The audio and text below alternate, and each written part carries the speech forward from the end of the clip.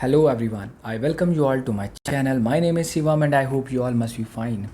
Friends, आज के इस वीडियो में हम बात करने वाले हैं मेडिकल पर्टेनिंग वोकेबुलरी, यानी जितने भी वोकेबुलरी हम पढ़ेंगे इसमें वो सारे के सारे मेडिकल लाइन की है। आधे से ज़्यादा आपको पता भी हो सकता है या फिर ना भी पता हो, ठीक है, लेकिन आपको डेफिनेटली इसमें कुछ नए वर्ड्स मिलने वाले हैं। इसका पहला पार्ट मैं ऑलरेडी अपलोड कर चुका हूँ। आप यूट्यूब पे जाइए, सर्च कीजिए वोकेबुलरी बाय शिवम तिवारी। मेरे द्वारा बनाए गए बाकी के वोकेबुलरी की वीडियोस आपको वहाँ पे इजीली मिल जाने वाले हैं। So without being delayed let's begin the video. सबसे पहले वर्ड है चिकन पॉक्स। ये तो पता होगा, सुन रखा हो, काफ़ी पॉपुलर ये डिसीज़ है चिकन पॉक्स। ये वायरस के थ्रू फैलने वाली एक बीमारी है, इसके बारे में पढ़ते हैं। A virus commonly contracted by children characterize by itchy spots all over the body. यानी कि ये जो डिसीज़ है ना, ये वायरस के थ्रू फैलती है चिकन पॉक्स, और ज़्यादातर ये बच्चों में हो जाती है। इसके अलावा बॉडी में इची स्पॉट हो जाती है, यानी कि खुजली वाले दाने हो जाते हैं, उसको कहते हैं चिकन पॉक्स। नेक्स्ट वर्ड है कोरोनर। अब इसको कोरोना से मत रिलेट कर लेना, वो अलग चीज़ है और कोरोनर अलग चीज़ है। कोरोनर होता क्या है? A person who determines the cause of death after a person dies. यानी कि जब एक पर्सन की डेथ हो जाती है तो एक पर्सन आता है, वो कंफर्म करता है कि हाँ ये इसकी डेथ हो चुकी है। इसके अलावा वो ये भी चेक करता है कि इसकी डेथ कैसे हुई है, क्या कारण रहा है उसकी डेथ का, डिमाइस का, तो वो कहलाता है कोरोनर। बेसिकली एक डॉक्टर होता है। हम देखो हर चीज़ को ना डॉक्टर ही कहते हैं, हर एक पर्सन को। आँख में दर्द, डॉक्टर के पास गए। हाथ में दर्द, डॉक्टर के पास गए। कुछ और काम किया तो भी डॉक्टर के पास। लेकिन हर एक काम डॉक्टर करता है, डॉक्टर है, लेकिन उनके पर्टिकुलर कुछ नाम भी होते हैं, ठीक है। आँख का डॉक्टर क्या कहलाता है? ऑक्यूलिस्ट कहलाता है। इसके अलावा अगर स्किन में दिक्कत है तो तुम तो यही कहोगे ना कि मुझे डॉक्टर के पास जाना है, डॉक्टर ने ये कहा। लेकिन एक्चुअल में उसको कहते हैं डर्मेटोलॉजिस्ट। यानी कि सबका पर्टिकुलर नाम होता है, ये आपको पता होना चाहिए। तो कोरोनर का वही नाम है, यानी कि जो डेथ को बताता है कि इस कारण से डेथ हुई है, वो कोरोनर कहलाता है। नेक्स्ट जो हमारा वर्ड है वो है क्रिटिकल कंडीशन। ये तो आपको पता ही है, critical condition requiring immediate and constant medical attention, जिसको लगातार मेडिकल अटेंशन की ज़रूरत हो और इमीडिएट मेडिकल अटेंशन, यानी तुरंत ही उसे मेडिकल अटेंशन मिलनी चाहिए। तो वो जो कंडीशन है उस पर्सन की, वो क्रिटिकल कंडीशन कहलाती है। नेक्स्ट वर्ड है क्रचेस। देखो क्रचेस कुछ नहीं है, जब किसी के हाथ पैर टूट जाते हैं तो वो बैसाखी लेके घूमता है, उन्हीं बैसाखियों को ही क्रचेस कहते हैं। Objects that people with injured legs और feet use to help them walk. यानी जब उसके पैरों में चोट लग जाती है, इंजरी हो जाती है, तो वो क्रचेस की हेल्प से चलता है। तो आई होप आप क्रचेस समझ गए होंगे। नेक्स्ट वर्ड है सिस्ट, CYST। सिस्ट क्या होता है? A sac in the body tissue filled with fluid sometime deceased.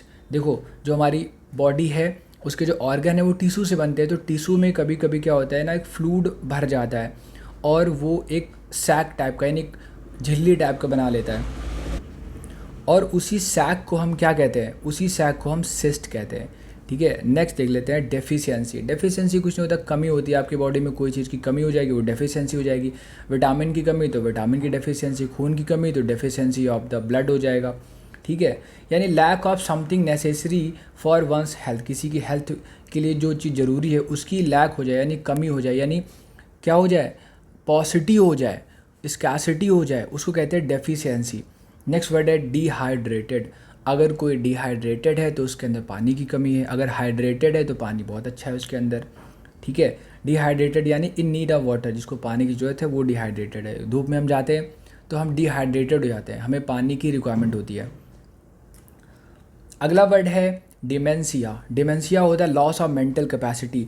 जब किसी की सोचने की क्षमता, समझने की क्षमता कम हो जाए या ख़त्म हो जाए, तो ऐसी स्थिति, सिचुएशन, कंडीशन को बोलते हैं डिमेंशिया।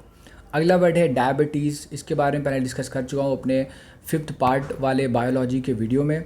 डायबिटीज़ क्या होता है? Type of disease typically involving insulin deficiency. अगर बॉडी में इंसुलिन की कमी हो जाएगी तो डायबिटीज़ हो जाता है, वो बीमारी कहलाती है। अगला वर्ड है डायग्नोसिस। डायग्नोसिस भी मैं बता चुका हूँ आपको। डायग्नोसिस क्या होता है? Medical explanation of an illness और कंडीशन।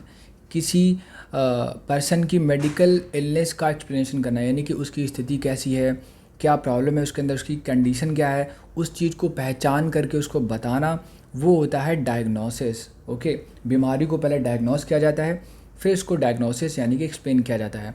अगला वर्ड है डिसकम्फर्ट। अगर कोई कंफर्ट नहीं होगा तो क्या होगा, डिसकम्फर्ट होगा। सिंपल उल्टा है। डिसकम्फर्ट यानी कि एक्सपीरियंसिंग पेन, जिसको दर्द हो रहा होगा वो डिसकम्फर्ट होगा। अगला वर्ड है dislocate.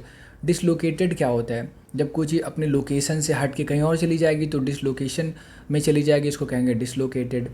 When A bone is temporarily separated from its joint, जब कोई हड्डी होती है अपने जॉइंट से हट के बगल इधर उधर में चली जाती है तो वो डिसलोकेट हो जाती है। ओके, नेक्स्ट वर्ड है इमरजेंसी। ये तो पता ही होगा, a medical problem that needs immediate attention.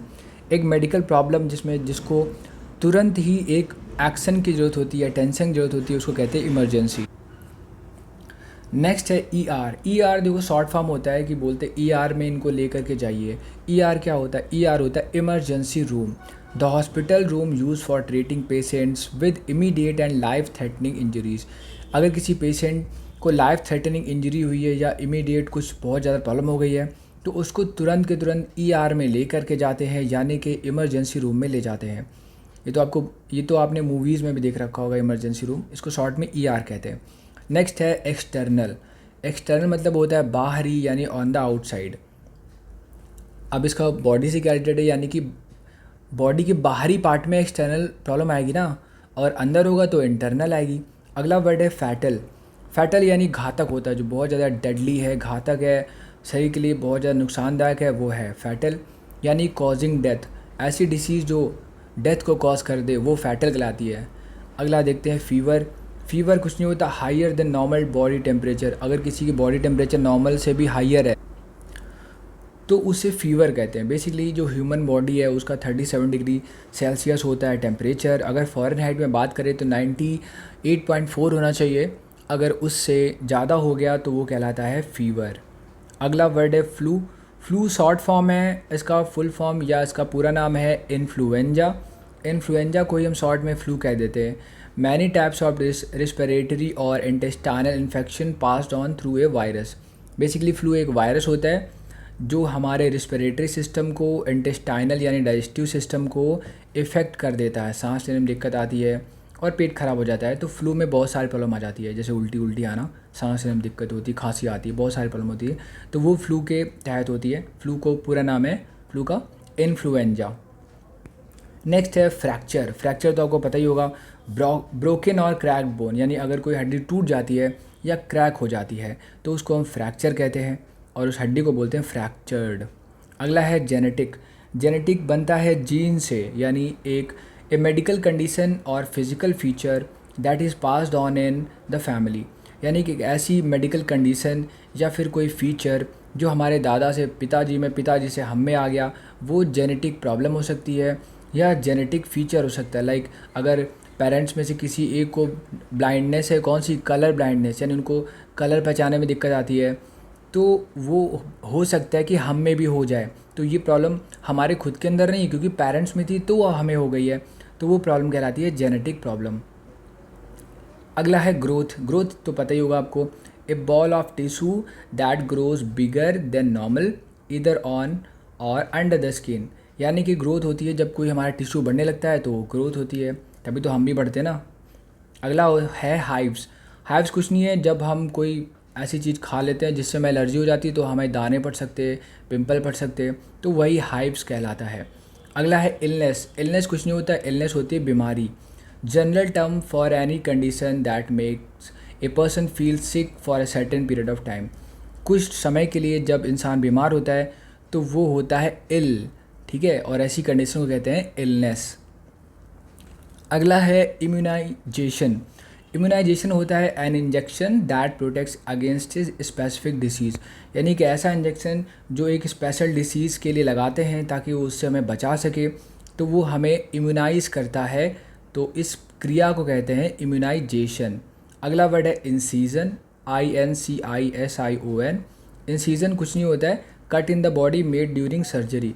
जब सर्जरी होती है हमारी बॉडी में, बॉडी के किसी भी पार्ट में जब सर्जरी हो जाती है बेसिकली, तो इंसीजन किया जाता है, यानी कि बॉडी में कट किया जाता है। जब कट करेंगे तभी तो सर्जरी होगी ना, तो वो क्रिया कहलाती है incision. I had to have stitches to close the incision. देखो जब कट करेंगे तो उसको सिलना भी पड़ेगा, तो यानी उसको स्टिचेस भी करेंगे।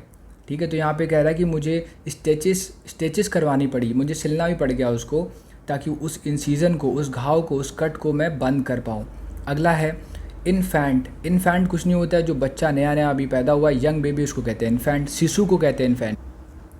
अगला वर्ड है इन्फेक्शन। इन्फेक्शन तो कुछ नहीं होता है, deceased area of the body, viral और बैक्टीरियल, यानी कि कोई ऐसा एरिया हमारी बॉडी का जिसमें बीमारी है, तो वो एरिया कहलाएगा इन्फेक्टेड एरिया। ठीक है, क्योंकि हमें हो जाता है इन्फेक्शन, तो उस एरिया को, पर्टिकुलर एरिया को कहेंगे इन्फेक्टेड एरिया।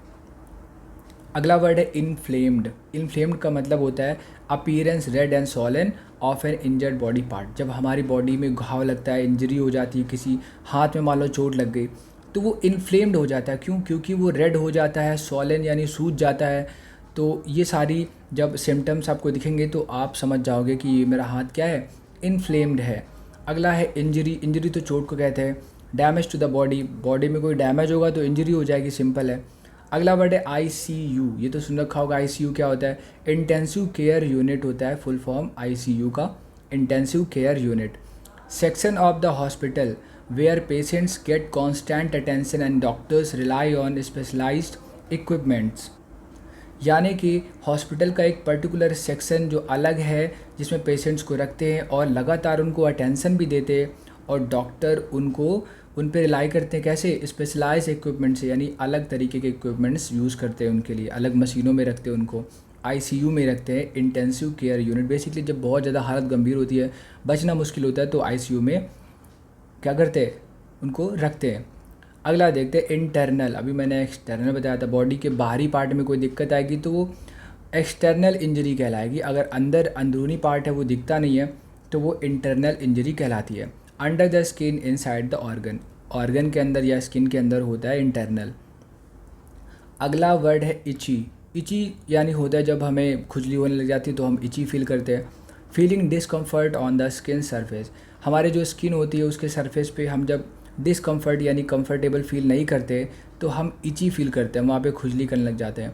अगला वर्ड है IV, कहते हैं इसको। IV क्या होता है, ए tube that pumps liquids and medication into A patients body, एक ऐसा ट्यूब जिसके थ्रू हम किसी लिक्विड को या दवाई को किसी पेशेंट के बॉडी के अंदर डालते हैं, तो उस ट्यूब को ही बोलते हैं IV। Okay, so this is the end of the video. Thank you so much for watching this. Please like the video and subscribe to channel, and don't forget to hit the bell icon to get the notification of every single video I upload. Thank you so much.